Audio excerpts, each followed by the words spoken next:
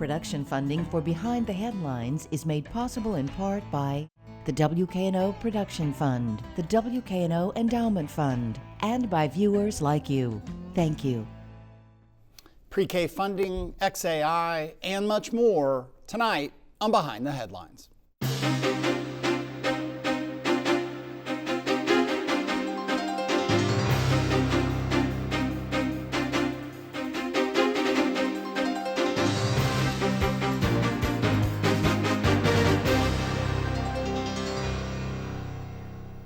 I'm Eric Barnes with the Daily Memphian. Thanks for joining us. I am joined tonight by a roundtable of journalists talking about some of the biggest stories of the week. Kailynn Johnson is a reporter with the Memphis Flyer. Thanks for being here again. Thank you for having me. Sam Hardiman is a reporter with the Daily Memphian. Thanks for being here, Sam. Hi, Eric. And Bill Dries is a reporter with the Daily Memphian.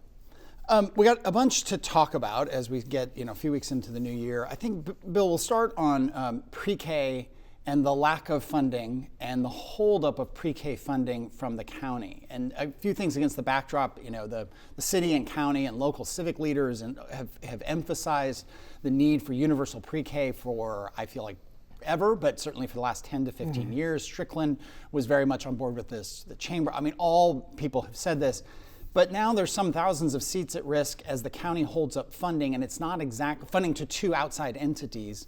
It's not exactly clear why. Give us the backdrop and where we are right now. The backdrop is that Shelby County Mayor Lee Harris is less than a year left in his term of office, his 4-year term of office. So he's identified some priorities. One of those priorities is to adjust the county's contribution to the pre-K funding, which now comes from the city and county. He's specifically concerned that not enough of the money that the city and county put up together is going to the per-child cost of pre-K as administered by the nonprofit First Aid. So he's holding up funding to get a better accounting. First Aid, the nonprofit group, is saying this is a moving program. If you hold up funding, then you, in effect, endanger the program as it is, and we can talk about this, but don't stop the funding for it. There's another nonprofit, right? Or First Aid then puts it through to other providers. Am I right about that? So Port Relief, people are familiar with some of their funding is at risk as a part of this. And right, yes. Port Relief is involved in the Head Start part of this as well. And I should point out that Laura Testino from the Daily Memphian has done much more detailed reporting on this. All this, I don't know, Sam, if you want to chime in. The other backdrop to this is in the fall, the state comptroller's office said, hey, Shelby County, slow down on, want you to pause on any borrowing. We want you to get some things, your house in order on your finances.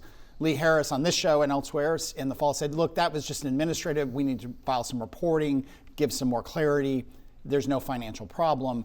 Other people are, Shantae Avant, the head of the county commission, said there was a lot of questions to be answered when she was on the show some weeks ago to talk about the county finances. What's your take on all that? Yeah, I think there are two things. That what was between the comptroller and the Shelby County government was administrative. They didn't file their budget with the comptroller in an appropriate amount of time. And so that impacted their ability to borrow in terms of having to secure permission for it. The county did secure a loan from its debt service reserve fund to make up cash flow this fall because of how Shelby County tax revenue, how it comes in and dribs and drabs and really starts coming in this time of year while the city of Memphis gets most of its property tax revenue in August. At the same time, with this pre-K fight, beyond whether or not Mayor Harris has established priorities, it's a matter of right now there's money that is supposed to be paying for pre-K seats that hasn't hit accounts. So there are pre-K seats at risk here. It's not up for debate, and it's a matter of, does the city of Memphis pay its half of the portion if it doesn't have the same issues that Lee Harris has? Or in something is worked out here? Because I think and at the same time, we're talking about government here. Pre-K is supposed to be one of these things that government, as you pointed out, Eric, is supposed to be changing the outcomes of reading levels, of keeping kids on track, of making this place a more prosperous place, and that is what it's intended to do. Bill, other thoughts? I mean, where does this go? These kind of fights happen. But, one of the things that's interesting, and Sam in some ways alluded to this, we talk about this debate, the politicians talk about this debate, but then their families got to make a plan. They got to know where their kids are going to be if they've got work. These organizations have to hire or not hire or retain or cover the costs of the teachers and the instructors and the staff. I mean, all that somehow gets disconnected when these fights happen this way and funding is delayed. It does, because frankly, and very, very politically, that's when someone who wants to change it has the most leverage when that time element is involved. Yeah. Of course, the risk is you screw up a program just at the moment when parents really need it, and they can't make plans. Yeah. Again, we'll be covering more of that. Laura Tessina, who can be here today, is on our staff, and others have been doing really good work on that and what's going to happen, because there is a deadline coming up. But we'll stay with education, and although this pre-K funding is not directly related to Memphis-Shelby County Schools, Memphis-Shelby County Schools is in the news. They're kind of always in the news as we record this on Thursday morning. Kailynn, you did some reporting on the voucher program. Talk about that, and we'll talk about some other things going on with the school system. Yes, so a report coming from the state showed that those students enrolled in the voucher program are not doing as well as those enrolled in public schools or Memphis-Shelby County Schools or any of the other schools compared. In the state program, even though that most of that money was allotted to voucher school program funding as opposed to those public schools. Yeah, and there's, again, Laura has done a ton of work on the people taking them. The program will expand again, I believe. Is that right, Bill? You checked me on that. This year, more people will be eligible. So they're pushing forward with this voucher program. Also in the news right now with Memphis-Shelby County Schools is Roderick Richmond, the current interim superintendent who we had on the show probably a month, 6 weeks ago, is up. The board has to make this decision, the school board, on whether he is the interim. Are they going to start a search? There was generally positive vibes, to use the term of art right now, that he might get extended. But that's also, and I'll ask you to chime in on this, Bill, against the backdrop of the legislature going into session, bringing back up this takeover bill, a bill very much led by Brent Taylor from Memphis, state senator, and Mark White from the Memphis area in the House. And it looks like they've reconciled their bills and they are going to try to push it through probably early in the session, which just started. Yeah, because it's going to be a quick legislative session, this being an election year.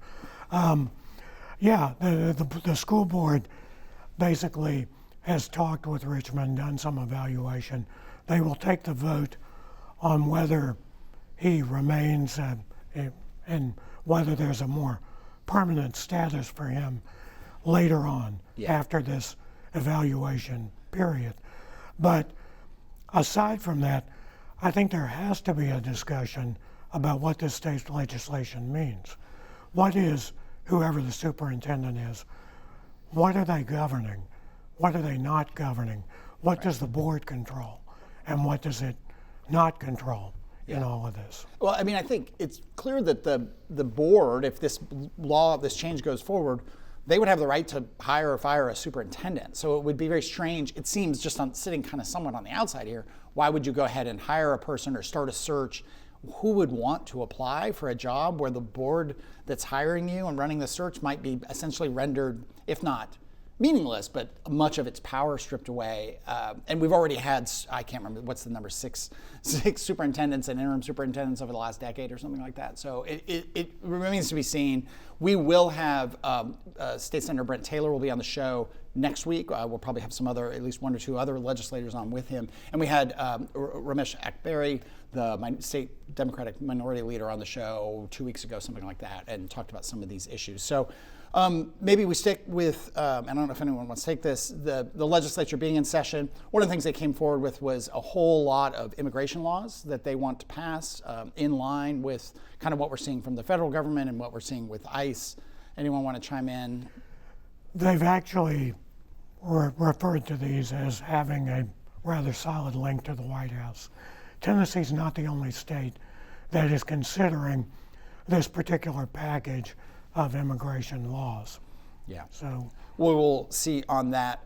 Sam, talking about, I mentioned ICE, the task force. Somewhere in the holidays, I think you and Aaron Fleming did a big breakdown, got a ton of data, which has been, whatever you think about the task force, the lack of data and transparency on what I think should be a frustrating and a question mark for everyone. I mean, these are our tax dollars, what's going on in our community, whether you like it or not. Like, right, I mean, we should be able to sort of point to it either as a success or a failure or whatever it is.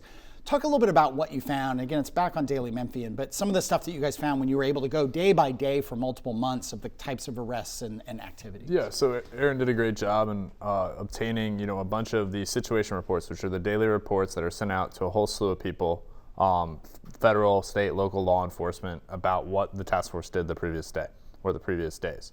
And we had them for about a 8-10 week period.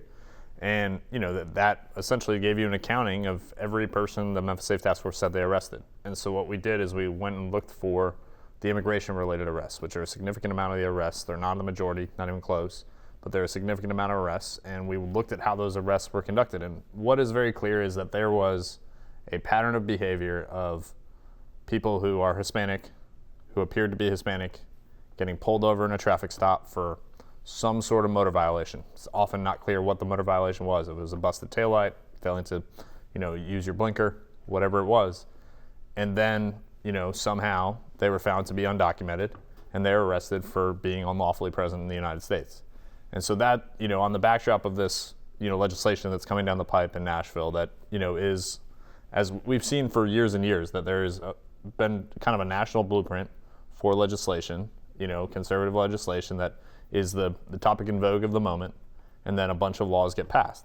This year is sort of now immigration. It's coming more fervently from the White House. There's been reported in Nashville reports that Stephen Miller, the president's deputy chief of staff, national security, et cetera, has advised on this. And so, what we've seen here in Memphis is hundreds of people in Memphis were arrested and charged with being lawfully present just by driving their cars. That's what we know. Any thoughts, Kailynn, on the task force generally, or sort of what you guys have been reporting on in terms of what you found?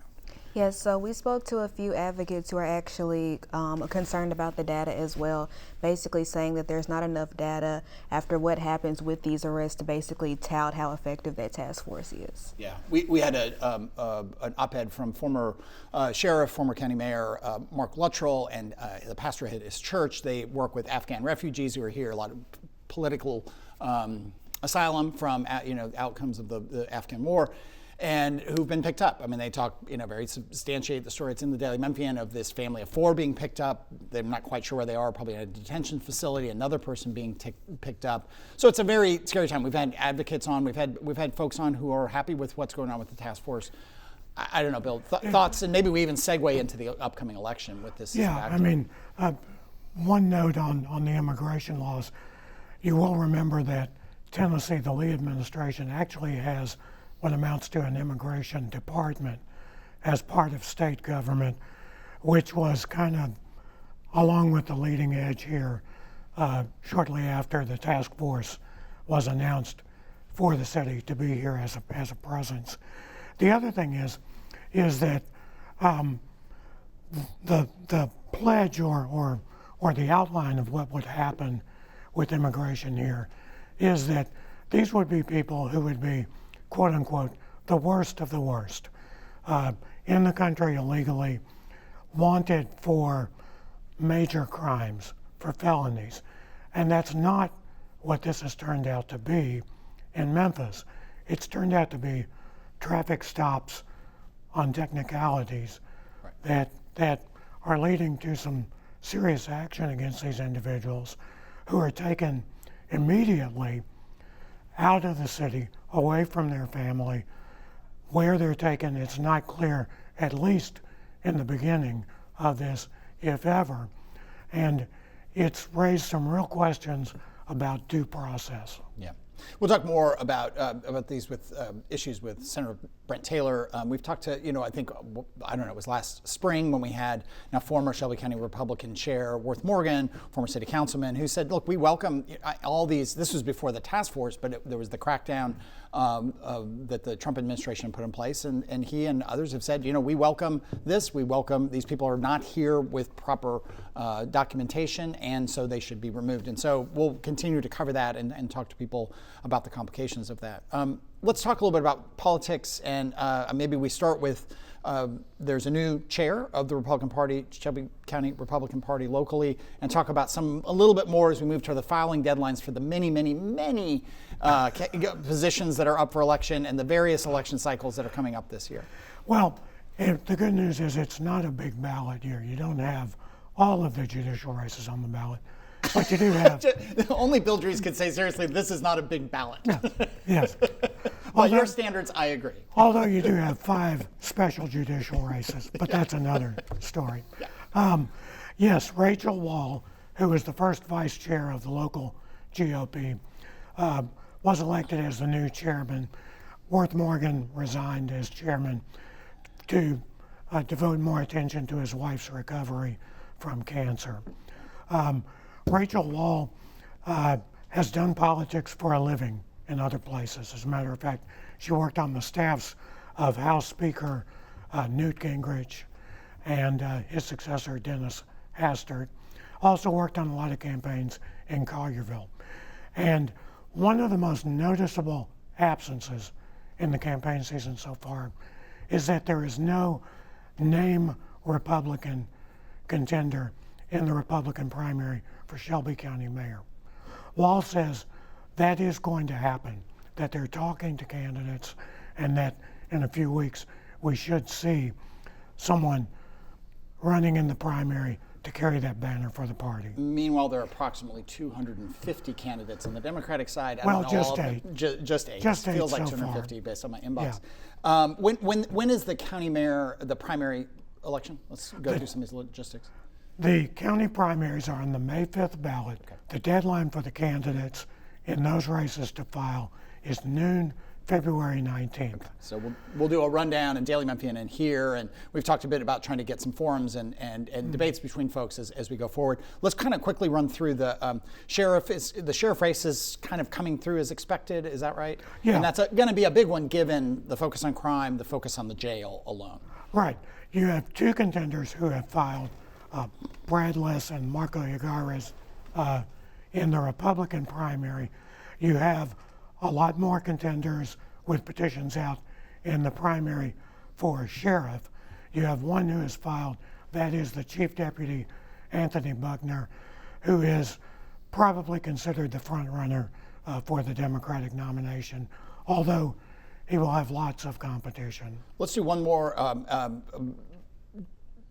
Steve Cohen, who the longtime Democrat for the U.S. House seat here, Justin Pearson, who's the state rep, who's been on the show and talked about this. He is running against him, but there's another person joining the race who declared this past week or two, Devontae Hill. Devontae Hill, who was probably best known from leading some protest during the George Floyd incident in 2020, and a somewhat controversial figure among the organizers of various protests 5 years ago for his rapport with the police department and his work with the police department during that. But these are the August state and federal primaries.